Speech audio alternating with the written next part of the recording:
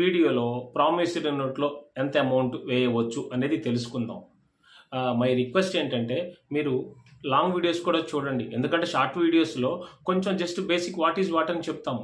అయితే మీరు court case file చేయాలన్నా, లాయర్ గారిని కలిసే ముందు ఇన్ఫర్మేషన్ తెలిసి మీకు ఉండాలన్నా లాంగ్ వీడియోస్ చూడడం ద్వారా మీకు అవగాహన కలిగి ఉంటుంది. కాబట్టి మీరు లాయర్ గారితో డీప్గా చర్చించే అవకాశం ఉంటుంది కనుక తెలియజేస్తున్నాను. So please follow the long videos also.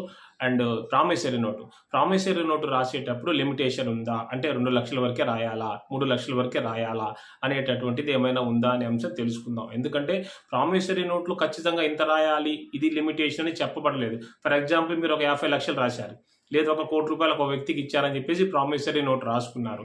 అయితే అటువంటి సందర్భాల్లో సమస్య తలెత్తినప్పుడు కోర్టు వారి దగ్గరికి వెళ్ళినప్పుడు మీరు పిటిషన్ ఫైల్ చేసినప్పుడు రికవరీ కోసము కోర్టు వారు అడుగుతారు, మీకు ఈ ₹1 ఎక్కడి నుంచి వచ్చినాయి, ఈ ₹1 తగ్గ కోర్టు ఫీజు ఉంటుంది, అంత అమౌంట్ మీకు ఎక్కడిది, మీరు ఎలా సంపాదించారనే ప్రాబ్లమ్స్ కూడా క్రియేట్ అవుతాయి. కాబట్టి ఎప్పుడు కూడా పెద్ద పెద్ద అమౌంట్లన్నీ కూడా అగ్రిమెంట్ ద్వారానే చేసుకుంటూ ఉంటుంటారు అనమాట. రిజిస్టర్ స్టాంప్స్ ద్వారా కానీ, లేకపోతే స్టాంపు ఆఫీసర్ దగ్గర కలిసి అమౌంట్ ఇచ్చినప్పుడు ప్రూఫ్స్తో సహా చేసుకుంటారు. కాబట్టి ప్రామిసరీ నోటుకి ఖచ్చితంగా లిమిటేషన్ లేకపోయినప్పటికీ కూడా ఎక్కువ అమౌంట్ రాయడం అనేది అన్ని విధాల మంచిది కాదనేది నాకున్న నాలెడ్జ్ ప్రకారం మీకు తెలియజేశాను. Thank you for watching.